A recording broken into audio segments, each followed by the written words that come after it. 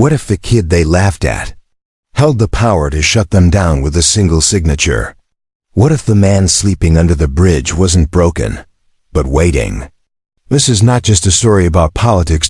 It's about being unseen, unheard, and rising anyway. It's about scars, silence, and the power of standing up when the room wants you to sit down. If you believe that stories can change how we see the world, then this one's for you. And if it moves you even a little, don't forget to like, share, and subscribe, because these are the voices that deserve to be heard, and together, we make sure they are. The city council clock hit 9:02 a.m. when he walked in, and for a split second, the whole room seemed to freeze. White button-down shirt, sleeves creased, scuffed brown shoes polished like he knew he'd be judged from the solace up. A thick folder clutched under one arm, steady breath. Eyes straight ahead, not proud, not afraid, just steady. Excuse me, where do you think you're going? The man in the bright blue suit stepped forward, arm out like a velvet rope. To speak, Marcus said, calm as a whisper. Do you have an appointment? The tone was polite, but the look said, not your kind. I signed up through the city form, same as anyone else, Marcus replied, nodding toward the back row, where a few tired-looking folks in faded shirts clutched handwritten signs. You're here for Jefferson Heights, right? Someone on the dais called out. That was Councilwoman Gainsbury, tight silver bun, gold bracelets clinking every time she moved her hand like royalty in a courtroom. Yes, ma'am. I'm here to speak on behalf of the families facing displacement. She chuckled. Not a belly laugh, just that clipped, practiced laugh of someone who's used to dismissing people without saying a word. A breath through the nose. A tight-lipped smirk. A glance that says, how quaint. How old are you, son? 26. And you think you have a voice here? A few polite chuckles bubbled up from the front row city officials sipping from branded mugs, scrolling their phones. Marcus didn't smile. He didn't flinch. He walked to the microphone like it wasn't a trap. Like he belonged there. I didn't come here to ask permission. I came because we're the ones being erased by pens you hold. No applause. A white security guard stepped toward him, leaning in close enough for the first 3 rows to hear. Maybe take a seat, son. This isn't the place for speeches like that. He's on the speakers list. A quiet admin piped up from the corner. Marcus nodded. And I'm a citizen. If this place is for the people, then it's for me. The room shifted. One councilman twirled a pen. Another fake scrolled an email. But Marcus didn't blink. You call it urban renewal, but none of you showed up when my mother's roof collapsed during the winter freeze. No one came when the street lost power for 3 nights straight. Now that a developer wants in, you call it potential? A sigh from the woman in pearls. This is about budgets, young man. Not your feelings. Marcus pressed the folder to his chest. Feelings are what kept us alive out there. Silence. No laughter now. But no real listening either. In the back, an old man in a weathered army coat held tight to a gray-faced service dog. The animal sniffed the air like it smelled something wrong. A guard approached, lowered his voice. Sir, you can't bring dogs in here. This is city business, not a dog park. Marcus turned. He saw the old man and something in his eyes flickered. Recognition, memory. Where'd you get that folder, son? A council member asked, almost annoyed. County office. I've got pollution reports, clerk memos, and 230 signatures opposing the project. You still don't get a vote. Marcus smiled small, quiet, confident. Double quotes. No, I don't get a vote. But sometimes, the person without a vote is the one holding the veto pen. The room didn't just look at him, they measured him. Every thread of his shirt, every syllable from his mouth, every inch of his posture became evidence in an invisible trial. This wasn't about what he had to say. It was about proving he didn't deserve to say it. The council chamber was built for spectacle. Tall arched windows poured filtered sunlight across marble floors and wood-paneled walls that hadn't been retouched since the Nixon administration. The chairs, curved and heavy, were made to cradle power. And the people in those chairs? They wore tailored suits in smug familiarity, like armor. Marcus stood in the eye of that storm with nothing but the weight of his neighborhood on his shoulders and the quiet dignity of someone who knew how to carry rejection. Councilwoman Gainsbury leaned forward with her fingers simpled together like a preacher about to deliver a sermon. "Young man," she said, voice syrupy but sharp, "you mentioned Jefferson Heights, yes? But what did you call it, a erased community?" She didn't need to add air quotes. Her tone sliced it well enough. Marcus nodded. "Yes, ma'am. Do you know how much crime reports we've had from that block alone?" Another councilman jumped in, not waiting for a cue. "Narcotics, vagrancy, loitering. Some of our own staff are scared to drive through there." Marcus turned slightly. "Have you been there?" "No," the man admitted, as if the question were ridiculous. "That's not really the point." But it was. And everyone knew it.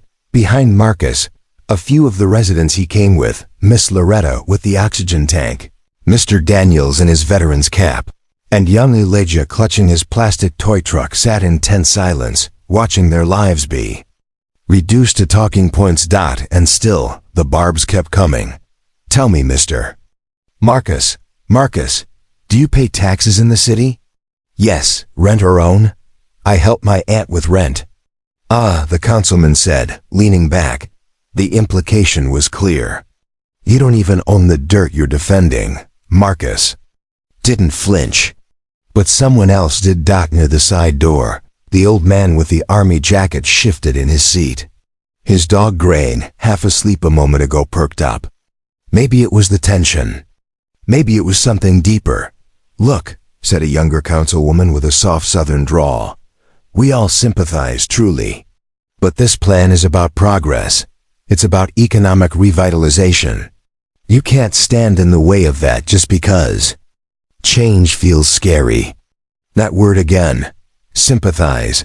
They always used it like a mop meant to clean their hands of guilt without ever touching the mess. Marcus stepped closer to the mic. His voice stayed calm, but the words sharpened. "We're not scared of change. We're scared of disappearing. We've seen what revitalization means. First it's noise ordinances, then zoning changes, then rent triples overnight. You don't revitalize neighborhoods. You replace them." There was a pause, a long one. Someone in the back murmured, "Damn," under their breath. But up front? Gainsbury chuckled. "You've clearly rehearsed, very theatrical." That stung more than if she'd yelled. Because it wasn't just condescension, it was dismissal. She'd already filed him away in the same drawer as angry activists and misguided kids. And then came the eye rolls. From 3 different council members, you know the kind. The kind that says, "Here we go again." The poor, the black, the dramatic. Marcus felt it, not like a punch. Like 1,000 needles, all small, all piercing. And then a voice came from the back row. "Young man," croaked Mr. Daniels, rising slowly with the help of his cane. "Tell him what you told us. Tell him about the playground." Marcus turned, hesitated. Then nodded. "There's a park on 52nd. Used to be full of glass, busted swings, broken lights. We cleaned it. Me, my friends, kids from the block. We raised money, fixed it up, made it safe again. You know what happened last month?" He looked straight at Gainsbury. The city padlocked it. Said it wasn't up to code. Didn't offer to help, just shut it down. 2 days later, a private firm put a sign there. "Future site of luxury townhomes." And that was it. The shift. The silence turned from smug to uneasy. But still, someone had to double down. A balding man in a pinstripe suit, Councilman Reese, folded his hands and asked, "If the neighborhood's so invested in saving itself, where was all this community spirit 5 years ago?" Marcus's eyes didn't move. 5 years ago, we were trying to survive. You know how hard it is to organize a community when half of it's got eviction notices? The room got colder. But the worst part? None of this was new to Marcus. He'd seen that same exact look a dozen times in college. He's articulate, for someone like him, look. I bet he's got a scholarship look. He's only here because of diversity look. He carried that gaze on his back like a second skin. And he wasn't alone.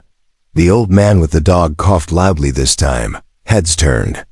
The guard started walking over again, clearly annoyed. You need to keep the dog outside, sir. The man didn't move. Just stared at the wall. Marcus finally turned from the mic. Leave him be. The guard paused. Excuse me? I said leave him be. That man served this country longer than any of us in this room's been alive. That dog is the only thing keeping his PTSD in check. The silence was thick. But the weight of truth is heavier than sound. Marcus faced the council again. This room loves veterans when it's campaign season. But y'all can't even give one a damn chair, a pause. And then someone clapped. Just once. It was the little boy Elijah. Tiny hands, soft clap. And then another, Mr. Daniels, then Miss Loretta. The council didn't join in, but they noticed, and so did the cameras, because what Marcus just did was shift the room from control to conscience. Councilman Reese leaned forward again, trying to reclaim the floor. You say you're here to speak for Jefferson Heights, he said, but are you really prepared to represent them? Do they even want what you're offering? It was bait. And Marcus didn't take it. I'm not here to offer anything, Marcus said plainly. I'm here to remind you, they already exist. They shouldn't need permission to stay alive. Someone in the second row whispered something under their breath, too low to catch the words, but just loud enough to cut. A few council members stifled smirks. That was the power of ridicule in these rooms. You didn't have to say it out loud to let someone know they didn't belong. And then, as if the universe wanted to punctuate that unspoken cruelty, the fluorescent lights overhead began to flicker. 1.2. Then the whole row dimmed to a sickly yellow glow. An intern scrambled to fix the fuse box near the exit. The room fell into that awkward half-shadow that made everyone's flaws feel a little more visible. Marcus didn't move. If anything, he looked more at home in the dark. The meeting paused. Someone called for a 5-minute recess, just long enough for the council to retreat into whispers, refill their drinks, and roll their eyes in peace. Marcus remained standing at the mic, hands steady on the folder. He didn't turn to the audience. He didn't check his phone.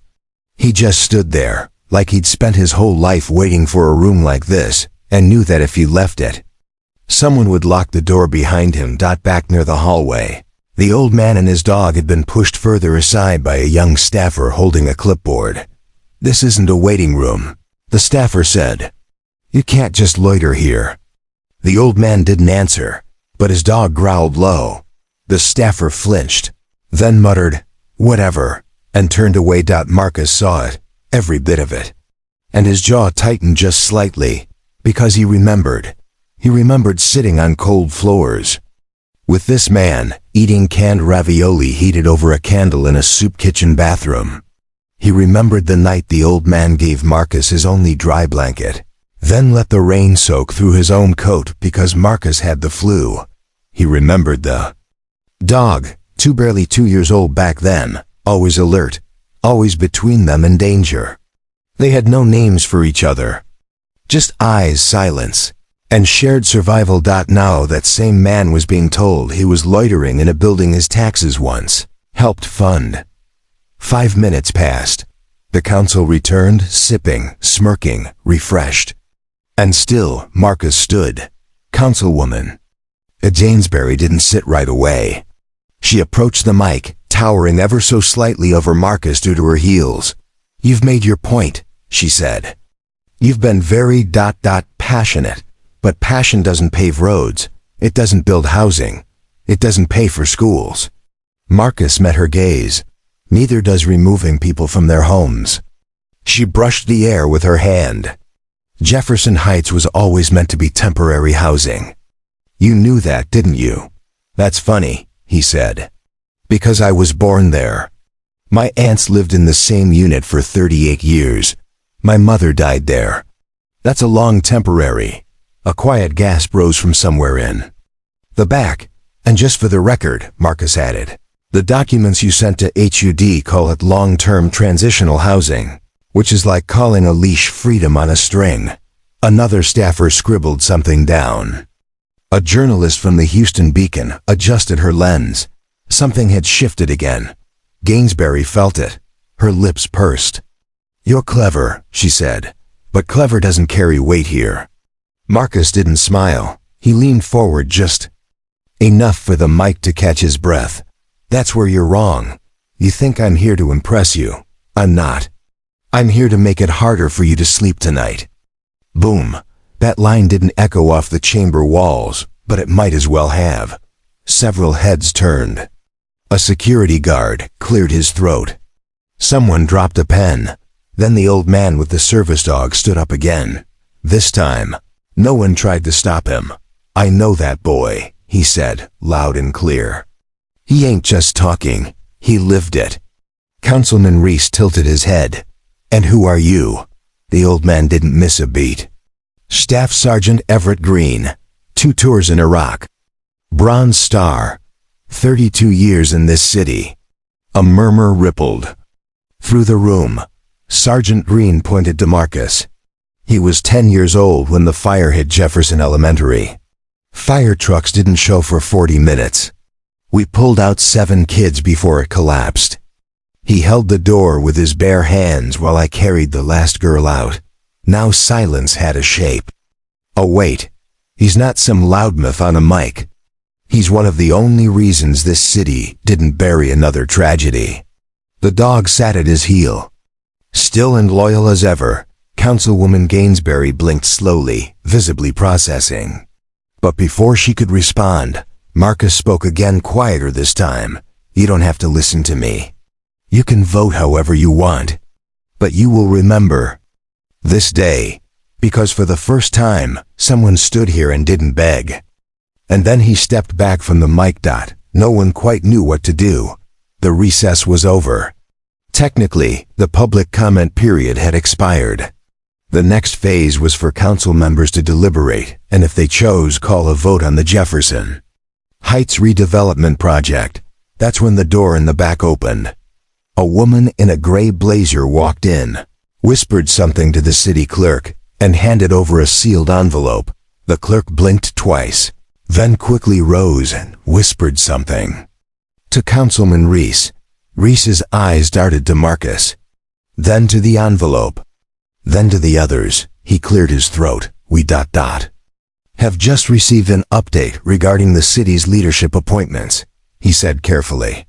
In light of Mayor Anderson's emergency leave due to health complications, the acting mayoral authority has been temporarily transferred. Whispers. Now ... gasps. Eyes shifting. The interim deputy mayor, Reese continued, voice tight, has been approved and sworn in this morning under emergency protocol. He looked directly at Marcus. Double quotes. Which grants him full executive veto over city ordinances and development resolutions effective immediately. Dead silence. No one moved. And then, like it had always been inevitable, Marcus reached into his folder and pulled out a small black leather case. He walked past the podium, past the security guards, past the council table, until he reached the chair just left of center. The seat reserved for the deputy mayor. He sat down without a word, opened the case, pulled out the veto stamp, and calmly, cleanly, pressed it onto the Jefferson Heights redevelopment resolution. Denied. Stamped in bold red ink, across a document that had taken months and millions to prepare. Councilwoman Gainsbury's mouth opened, but nothing came out. Sergeant Everett Green nodded once. The dog gave a soft, satisfied grunt, and from the back row, little Elijah whispered to his mother, just loud enough to be heard, Mom ... He's the boss now? His mother nodded slowly, eyes wide. "Yes, baby," she said. "He is. There's something uniquely American about watching power try to apologize. It never knows which volume to use. Too loud, and it sounds defensive. Too soft, and it sounds fake. Add cameras, and it turns into theater. Add regret, and it turns into damage control. Add Marcus James, you get a front row seat to the most uncomfortable apology tour the city had ever seen. And Marcus wasn't buying any of it. The first call came at 6:15 a.m. "Hi, Mr. James, Deputy Mayor James, this is Councilman Reese's office. He wanted to personally invite you to a working breakfast at..." Marcus hung up. The second call came at 6:23 a.m. Different council member. Different assistant. Same tone, syrupy with a side of spineless. By 7 o'clock, his inbox had 42 unread emails, including one from a luxury watch company offering to gift him a timepiece for his inspiring service to the city's most vulnerable. By 8 o'clock, the local morning news ran a segment titled, "From Protest to Power, Can This 26-Year-Old Unite a Divided City?" They aired it over a background loop of Marcus sipping water, blinking, and walking into City Hall set to triumphant orchestral music like he'd just landed a spacecraft. Marcus watched it for 10 seconds, then muted the TV. Bella, the old service dog, thumped her tail once beside him, as if she agreed. "This is ridiculous." At 10:12 a.m., Councilwoman Gainsbury showed up in his office. No call, no assistant, just her, coffee cup, and a smile that didn't know whether to beg or bite. "You don't drink coffee, do you?" she asked, setting it on the desk like an olive branch wrapped in caffeine. "I do," Marcus said, not moving. Gainsbury sat, smoothing her already smooth skirt. "Look, Marcus. Can I call you Marcus?" He didn't answer. She took it as a yes. "I think we got off on the wrong foot." "Which part?" he asked. "The part where you mocked my voice, or the part where you tried to erase my neighborhood?" She blinked. "Fair." Then she launched into the monologue, the one seasoned politicians keep in a side pocket for just this kind of moment. It included words like misunderstood, shared vision, and moving forward. At one point she even called Jefferson Heights a tapestry of resilience. Marcus almost laughed, but he didn't. He just waited for her to finish. Then asked, "How long did it take your comms team to write that?" The look on her face was a Picasso of pain. She smiled harder, then said, "I'd like to partner on a listening tour. Maybe we co-host a town hall, rebuild trust together." Marcus leaned back in his chair. "You don't rebuild trust with microphones. You rebuild it with sidewalks, jobs, and rent control." She nodded furiously. "Exactly what I was thinking." He raised an eyebrow. "You were thinking about rent control?" Silence. Thought. "So." She left 5 minutes later, offering the coffee again. Marcus let it sit on the desk until it got cold, then tossed it in the trash. Later that week, things got worse for the council. Footage surfaced from before the vote. A hot mic had picked up Councilman Reese laughing with another official. "Bet that boy's never even read a city charter. Watch him fumble over zoning laws like it's algebra." The clip went viral in 7 hours. Marcus didn't respond. He didn't have to. The internet handled it for him. Memes exploded across every platform. A gif of Marcus stamping denied with the caption, "When you skip law school and still dunk on the whole council." A TikTok with dramatic music showing Marcus walking into City Hall in slow motion, spliced with clips of the council reacting like stock villains. A tweet with 280,000 likes. "Y'all laughed at Marcus for 8 minutes straight. He vetoed your billion-dollar plan in 8 seconds. Now that's reparations with interest." Some apologies came in the form of panic. Councilman Reese held a press conference solo wearing a purple tie 2 shades too loud and an expression 2 shades too scared. "I deeply regret any comments that may have been perceived as disrespectful." He said. Someone in the crowd shouted. They weren't perceived, they were recorded. Laughter. Reese tried again. I've long admired Mr. James's commitment to civic engagement and hope we can work together for the future. The dog, yes. Bella was in the crowd with Everett Green. She barked once. Everyone clapped. Then came the fundraiser. This is where the comedy really began. The city's non-profit elite threw together a gala to celebrate rising voices in government. Marcus was invited as the guest of honor. He didn't want to go, but Everett said, "You gotta see this circus, son, for the story." So he went. The venue was a downtown rooftop with champagne flutes, violin covers of hip-hop tracks, and hors d'oeuvres so small you needed a microscope to find them. Marcus wore his usual suit. Everett wore his service jacket. Bella wore a bow tie. As they entered, a man in a tuxedo said, "Oh, you brought your dad." Everett deadpanned, "I'm not his father, I'm his witness." The man turned pale. The evening featured a slideshow of diversity achievements, including a photo of Marcus taken without his consent, and a 5-minute speech by someone who kept calling him Michael. When Marcus got to the mic, he said, "Thanks for the honor. I didn't come here for trophies. I came here to flip the table. But hey, if you really want to honor communities like mine, stop honoring people like me only after we earn a title." He walked off stage. One councilman dropped his wine. Another woman whispered, "Was that in the script?" The most awkward moment came 2 days later when a city staffer tried to fire Everett Green. The reason? Violation of protocol. Bringing unauthorized animals into public chambers. The email leaked. So did the surveillance footage of Everett pulling 3 kids out of a crashed car during a traffic accident, just 2 blocks from City Hall. Bella helped pull the last one free. Marcus called a press conference the next morning. He read the email aloud. Then played the rescue footage. Then said, "If saving lives is now against protocol, maybe it's the protocol that needs to be fired." The entire room applauded. The staffer was reassigned. Everett got a medal. Bella got her own chair at City Hall. She sat in it the next council meeting. No one said a word. By the end of the month, something strange began to happen. The same people who once mocked Marcus now tried to claim him.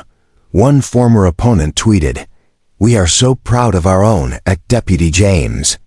Someone replied, "You called him unqualified last month." Screenshots don't die. Neither did receipts. Another council member posted a photo of herself with Marcus at a school ribbon cutting. Marcus didn't retweet it. He posted his own photo, one with the kids, their backpacks, and Bella in the corner sniffing a juice box. Caption: "This isn't about politicians. It's about neighborhoods that deserve more than ribbon cuts and sound bites." Boom, viral again. And yet, for all the awkward comedy, the work didn't slow. Marcus hosted his own community night in Jefferson Heights. No press. Just folding chairs, real food, and an open mic. People came. They cried. They argued. They hugged. They brought ideas. One elderly woman brought cookies. A kid brought a poem. Everett brought his harmonica. And Marcus brought his pen, not to veto this time, but to write down every word. Because this time, the voices weren't being erased. They were being written back in. Marcus didn't like talking about that winter. Even now, years later, with a badge in his wallet and a title in the city directory, that winter sat under his ribs like a bruise that never quite healed right. It ached. In quiet moments, flared in silence, returned without warning. The truth? He'd almost become exactly what they expected of him, and it all started with a blanket. It was January 2010, 3 weeks after the fire, 4 days after the funeral. He had no plan, no home, no heat, no guidance counselor, no grieving therapist. From a well-funded district. Just a body still too young to drink, but too angry to sleep. Just a mother buried on a Thursday, and a world that treated her death like a late bill payment. He tried staying with cousins, But people have their own struggles. The house was too full. The air too tense, so he left.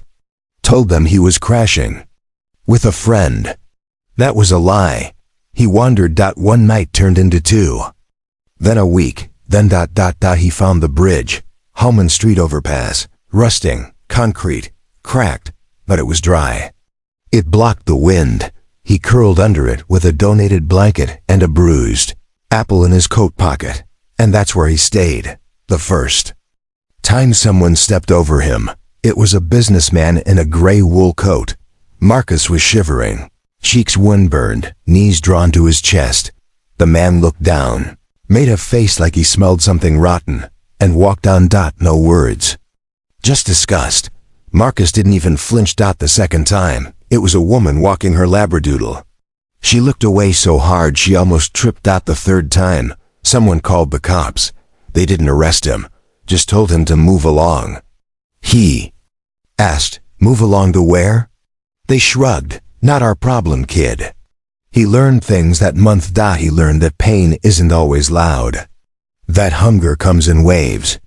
That people don't see you when you're sleeping on cardboard. They see a headline they want to scroll past. He learned to wrap his socks in plastic bags. Learned which church had warm soup and which one just offered Bibles. Learned that if you look too clean, they ask if you're faking. But if you look too dirty, they treat you like a threat. He learned the name Everett Green. And he learned that a man can save your life. Without saying much at all. Everett found him behind the old bus depot, curled up beside a trash can. "Too cold to sleep like that," he said. Marcus didn't look up. "I'm fine." "No, you're not." Everett sat down next to him. Pulled out a piece of foil with something wrapped inside. "Ravioli. Warm. You eat or you die." Marcus hesitated. Then took it. They didn't talk much after that. Everett never asked questions. Just offered socks, shared fire, and taught Marcus how to listen. Really listen. Not to words. To silences. To the way people shift when they lie. To the way dogs growl before humans even notice danger. Everett's dog, Bella, slept curled around Marcus's feet like she'd known him in a past life. Maybe she had. There was a moment. A night Marcus never told anyone about. A man came under the bridge, drunk, loud, white, with eyes like broken glass. He saw Marcus. Said something slurred and sharp. Called him little government experiment and bridge monkey. Then reached for his belt. Marcus froze. But Bella didn't. She lunged out. Everett didn't have to say a word. The man ran, fast, yelling, "You're lucky that mutt's trained." Marcus didn't sleep that night, but something inside him changed. He realized he was still afraid, but not broken, and fear, if shaped right, could become a weapon. A week later, he enrolled himself in GED night classes. He showered at a gas station, wrote essays in the back of a 24-hour laundromat, scored high. Got a scholarship, never stopped moving forward, but he never stopped remembering, especially the nights under steel. The hunger, the humiliation. The smell of wet cement and burnt pride. The woman who stepped over him like he was a stain on her route to yoga.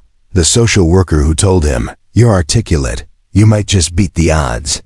As if beating the odds was a compliment. As if surviving trauma was a personality trait. As if he should be grateful for being seen as almost human. And then there was the hospital, the night his mother died.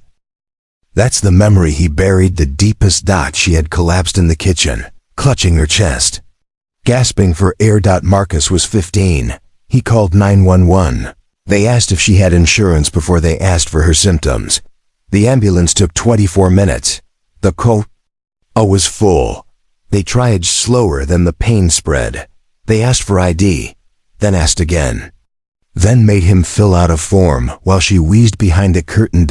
By the time they hooked her to oxygen, she was already slipping. By the time a doctor came in, she was gone. Official cause: cardiac arrest. Unofficial cause: poverty. Marcus never forgave them. Not the system, not the delays, Not the way they zipped up her body and offered him a pamphlet titled How to Cope with Loss. He didn't want coping. He wanted justice, but he was 15. No lawyer, no camera crew. No public sympathy, just grief. So he bottled it. Let it ferment. Let it grow roots. Until one day, that grief took the shape of a microphone and a veto pen. And now the world listened. Now they couldn't look away. Not when he told the story. Not when he named the hospital. Not when he held up her death certificate in a budget meeting and said, "This paper cost my mother her life, but I'm using it to buy something back for the rest of us." They tried to spin it. Said he was emotional. Said he brought personal trauma into governance. Said he should heal privately. Marcus smiled. Funny, y'all make laws based on your donors. I make them based on my dead mother. I trust my source. The people heard him. The city leaned in. The poor stood up. The press changed tone. And somewhere under a quiet bridge on Holman Street, someone left a sign. This spot once raised a leader. Someone added candles. Someone else added a sleeping bag. Marcus walked by one night, stopped, and placed something beneath it. A photo of him and his mother, and a single line written beneath it. She was louder than their silence. Power always leaves. Fingerprints. You can bury evidence, delete emails, burn files, even rewrite entire reports. But somewhere, in some drawer, basement, or cheap paperclip folder, the truth waits like a ticking clock. Marcus never expected to find it in a dusty archive room with one flickering light and a chair that squeaked like it hated being sat in. It began with a fire. Jefferson Elementary, 2009. The file wasn't even hidden, just misfiled. Tossed between a zoning variance and a festival permit. Labeled, Fire Investigation Jefferson Elm, -2009, admin closed. Marcus opened it out of curiosity. What he found froze his blood. Page 3, there it was. Deferred upgrade to fire panel system. Request for maintenance denied. The signature beneath it read, Charlotte L. Gainsbury, Deputy Director, Facilities Planning. His hand clenched. That was the same Gainsbury who mocked his neighborhood, his voice, his mother's memory. The same Gainsbury who had publicly called Jefferson Heights a stubborn cancer on progress. Now she was tied by ink and timestamp to the fire that burned through Marcus's childhood, to the day his life split into before and after. The fire that killed 2 kids, sent 5 to the ICU, and left scars on skin, on hearts, on records, but that wasn't all. Everett, the man who once saved Marcus from frostbite under a bridge, had a box. A literal cardboard box, held together by duct tape and spite. "SHT I kept," it said in Sharpie. Inside, old city IDs, torn union flyers, clippings, and one flash drive. Marcus plugged it in. Among the folders was a video. Black and white footage, dated 2004, a hallway. Low resolution. The audio was fuzzy, but the transcript spoke volumes. Council staff yelling at a janitor. "If you hadn't let that kid near the panel, we wouldn't be dealing with this. He didn't touch anything. Just sign the transfer. I want this off my desk." The janitor in the footage was younger, angrier, but unmistakably evergreen. The woman in the frame? Charlotte L. Gainsbury, again. Same voice, same contempt. Another cover-up. Another truth swept under a tile floor and left to rot in the dark. Marcus turned from the screen. Everett didn't say much. Just muttered, she always knew how to make her mistake someone else's burden. But the rabbit hole went deeper. Marcus had seen a photograph weeks earlier, Reese, beaming in front of a hospital ribbon cutting. The same hospital his mother died in. Same week. Same day. In the photo, behind the smiling politicians, was a whiteboard of E-metrics. Jefferson District, a VG triage time, 64-minute. That was the day Clara James gasped for air in a hallway while administrators posed for news cameras. She died waiting for a monitor, for oxygen, for someone to care, and they called it an unfortunate delay. But it wasn't misfortune, it was math. It was policy, it was a decision. A signature, a shifted budget. A photo op over a pulse. Marcus felt it all over again. The cold chair in the waiting room, the plastic bracelet cutting into her wrist. The nurse who offered him a pamphlet about grief while his mother's body was wheeled away behind a blue curtain. They told him to file paperwork. They didn't offer to cover the burial. He remembered leaving the hospital alone, without a ride, without a coat, walking through the night with nothing but a final memory and frozen tears. And now, he held proof, not just the pain, the pattern, the people, the paper trail. He made a call to Melanie Cruz, a city archivist with a steel-trap memory and a reputation for giving interns hell. "Do me a favor," he said. "Look up.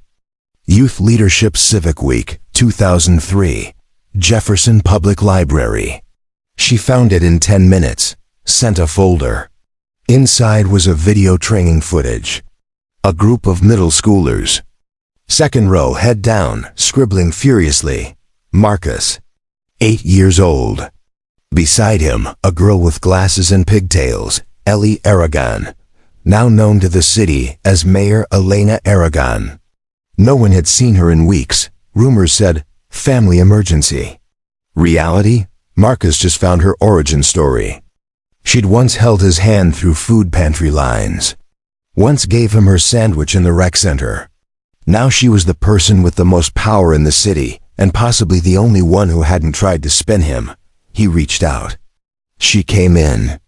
Person, no staff, no cameras. Just her, hair tied back, no makeup, and a small notebook with their names scribbled on the back. "You remember this?" she asked, handing it to him. "Future city bosses," he read, smiling.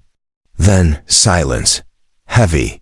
Then, "You knew about the ER that day, didn't you?" She didn't dodge. "I found out later. I didn't know it was your mom. I'm sorry." Marcus opened the folder. Fire report. Hospital log. Photos. Dates. Names. "This is everything," he said. "I could leak it, burn them all down, but I'd rather fix it." She nodded. "Then let's build something that survives us both." That night, they drafted the Jefferson Reclamation Act, a 28-page bombshell that redirected millions from vanity projects into actual survival. Reopened clinics, rebuilt shelters, froze rents on historic neighborhoods, made budget disclosures public, mandated environmental assessments on every redevelopment site, and most importantly, required personal accountability logs for every department. Head from 2000 to present. It hit the council like a freight train. 2 members resigned. 1 confessed, and Gainsbury? She didn't fall because of the fire. She fell because of a 2006 ethics violation, falsified attendance at youth outreach meetings. One of those meetings, the one Marcus sat in as a kid. She never showed up, but a staffer forged her name anyway. And that one lie so small, so lazy, came back like a ghost. The press dubbed it The Reckoning. But Marcus didn't call it that. He called it a promise. A whisper from the past that had finally become a roar. And in that roar, the city began to hear the names it had forgotten. Clara James, Everett Green, Jamil, Kara, Thomas. Every kid in the smoke. Every voice once dismissed. Every life written off. Now written back in. They called it a public accountability forum. But everyone knew it was a reckoning. City Hall hadn't seen this many people since the downtown subway explosion of '92. But tonight, no sirens wailed. No suit, no flashing lights, just people. So many people that the fire marshal had to cut off entry. They stood in hallways. Lined stairwells, spilled onto the steps. Faces of all kinds: teachers, veterans, janitors, poets, mothers with babies. On hips, elders in wheelchairs, kids in mismatched sneakers. They weren't here to riot. They were here to listen. Marcus stood backstage, staring at the crowd through the side curtain. He'd seen rooms full of eyes before, but never like this. These weren't bored, budget-focused stares. These were the eyes of people who had lived too long in the silence, and now finally heard an echo. At his side stood Everett Green, Bella. The dog lay at their feet, calm and alert, sensing something seismic. "I ever tell you about the time I got booed out of this building?" Everett said, adjusting his jacket. Marcus smirked. "No. They said veterans don't belong in housing. Meetings, called me a liability. One guy said I smelled like war. I told him, that smell's the reason you still get to vote. They kicked me out." Marcus nodded. "Tonight they're all listening," Everett grunted. "Damn right they are." The moderator stepped to the mic. "Ladies and gentlemen," she said, "tonight, for the first time in our city's history, this forum will not be led by the council. It will be led by the people they were elected to serve." The room erupted. Not in chaos, in purpose. First to the mic was Miss Loretta, 74, oxy tank rolling behind her. She told the room how she'd lived on the same block since 1968, raised 4 children, buried 2, and lost her husband to black mold in a city-owned unit they never fixed. "They said he died of pneumonia," she said, voice trembling. "But the truth is, the ceiling gave up before his lungs did." Next was Elijah's mother. She talked about her son coming home from school and asking, "Mom, why do people think we're dirty?" Her voice cracked. I didn't have an answer. "I do now." A teacher came forward, then a nurse, then a janitor, then a man who was once arrested for feeding the homeless. One by one, the mic passed not just to those with complaints, but to those with receipts, names, emails, photos, files. Each testimony, another hammer strike on the false image of a city doing its best. Then came Everett. He didn't prepare a speech. He didn't need to. He just walked up, let the crowd go quiet and said, "They used to say I was angry, that I carried things too heavy. But how light do they think it feels to bury truth for 40 years? You want to honor service? Start by not erasing the people who gave it." He looked toward the council members seated on the side. "You all let ghosts run this city. Now it's time to speak to the living." He stepped down. No applause. Just silence, reverent, heavy, true. Then came the twist no one saw coming. The woman who took the mic next was Councilwoman Charlotte Gainsbury. She didn't wear pearls tonight. No signature jacket, just black. "And shame. I won't defend myself," she began. "I don't have the right, but I will confess." She paused. "I made choices that hurt people. Choices I justified at the time as necessary. Choices that cost lives. If any of you still believe in redemption, I ask only for permission to make repairs, not to be forgiven." The crowd didn't cheer, but someone whispered, "At least she said it." And that mattered.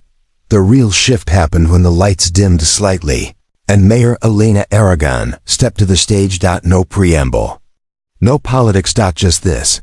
I grew up with Marcus James. I watched him eat government cheese and bury his mother with no flowers because the funeral fund denied them. I sat in rooms where his name was forgotten. Tonight, no one forgets. Then she held up the Jefferson Reclamation Act. "This bill isn't a solution, it's an apology. Signed in policy. Backed by money. Built by survivors. Tonight, it goes to vote." The council, those who remained, stood slowly, one by one. They placed their votes. Every single one read, "Yes." Unanimous. When it came time for Marcus to speak, the crowd didn't hush. It held its breath. He didn't raise his voice. Didn't pound the podium. Just told a story. 15 years ago, I slept under a bridge 3 blocks from here. A man stepped over me like I was trash. A woman called the police just for looking. Tired. They didn't see a kid. They saw a problem. But problems don't write policy. People do. People who remember. People who return. People who speak even when their voices shake. He looked at Everett. At age 10, I pulled a classmate from smoke. At 15, I buried a mother the system killed. At 20, I was called a disruption. At 26, I signed the veto. I didn't do it for revenge. I did it because silence never saved me. But maybe, just maybe, my voice can save someone else. He held up a crumpled photo. His mother, smiling, hand on his shoulder. She believed the world could be better if people stopped pretending not to care. So tonight, I stopped pretending I'm not hurt. And I stopped pretending I'm not powerful. The room exploded not in cheers, but in tears. People sobbed, stood, clapped through it. Miss Loretta dropped her tank and hugged a woman she once fought with over street parking. A teenage boy hugged his teacher. Councilman Reese, his hands shaking, stood and walked to Everett Green. He knelt, said something no one could hear. Everett didn't speak. He just placed a hand on Reese's head. And that was enough. Outside, candles were lit. Children wrote names in chalk on the steps, names of the forgotten. Bella lay in the center, tail still, eyes soft.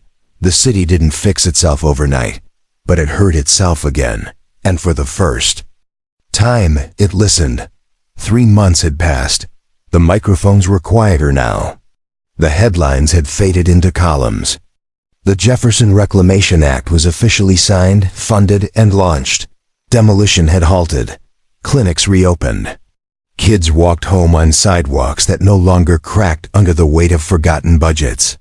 But Marcus hadn't smiled in weeks. Not the kind of smile that stays. He sat alone in his office one night, staring out the 11th floor window. Below, Jefferson Heights blinked with new street lamps. On one building's wall was a mural, unfinished but clear enough to recognize.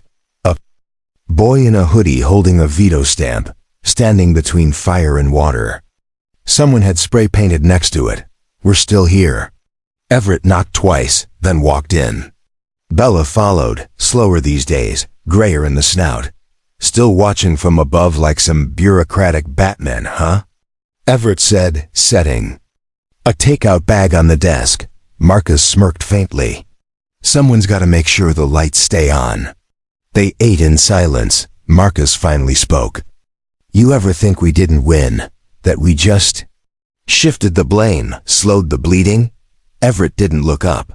"You think that little girl with the backpack walking home on a clean sidewalk gives a damn about perfection? You think her mom cares whether it was fast enough?" Marcus looked out the window again. "She just cares that she gets to walk home." That night, Marcus cleaned his office, took down the framed newspaper headlines, left the mural sketches taped up. He pulled the photo of his mother from his drawer, wiped the corner where a coffee stain had blurred part of her sleeve, then carefully slid it into his jacket pocket. He turned off the desk light, but left the office lamp glowing in the corner. One bulb, soft, warm, let the light stay on. He visited the Hallman Street Bridge. One last time. It hadn't changed much. Still gray, still cracked. But now, beneath the underpass was a small plaque mounted in steel. "In memory of the nights that made him Deputy Mayor, Marcus James, you're not invisible. Not anymore." A boy sat there. Thin. Backpack for a pillow. Marcus crouched down, opened a brown bag, and handed him half a sandwich. "No strings. Just protein," he said. The boy nodded, took it, then asked, "You the guy from the videos?" Marcus shrugged. "Depends what video." "The one who said I didn't come to beg, that one, yeah." The boy didn't smile, just said, "I like that line." Marcus stood. So did the boy. They didn't shake hands, didn't need to. The boy disappeared into the night, but not hungry. Not unseen. Not alone. Weeks later, Everett moved into a home, not a hospital, not a center. A home. With a porch and a plaque on the gate, "Reserved for the one who never left us." Marcus visited every Sunday. Brought chessboards, hot coffee, And questions. Bella stayed curled at Everett's feet like she'd been waiting for peace her whole life. One day, Marcus asked, "What made you keep going, all those years?" Everett leaned back, tapped his chest. "You don't survive a war and a city just to be quiet. You survive it to speak when no one else can." Marcus nodded. And finally understood why silence had never fit him. The first Jefferson scholarship went to Elijah. A full ride. Books, meals, tuition, mentorship. His mother cried on stage. Elijah didn't. He just walked up to the mic, looked at the crowd and said, "I used to think no one like me could matter in rooms like this. But now I know we're the reason rooms like this exist." The crowd stood, not out of politeness. Out of truth, out of understanding. Years from now, people would forget the exact date of the vote. They'd misremember who passed which policy. They might even blur Marcus's name with others, but they wouldn't forget the feeling, the shift, the moment someone stood without rage, without title, without apology and said, "I'm here. I belong. I will not disappear." That is the power of memory. Not just remembering pain, but using it to light the way forward. One bulb, still on, still warm. He didn't set out to become a leader. He just refused to stay invisible. Marcus James taught us that justice isn't always loud. Sometimes it looks like a quiet veto, a warm sandwich passed under a bridge, or a streetlight left on for someone still walking home. If this story meant something to you, hit subscribe. Not for the algorithm, but for the truth, because somewhere out there, another Marcus is waiting to be seen. And we intend to keep the light on.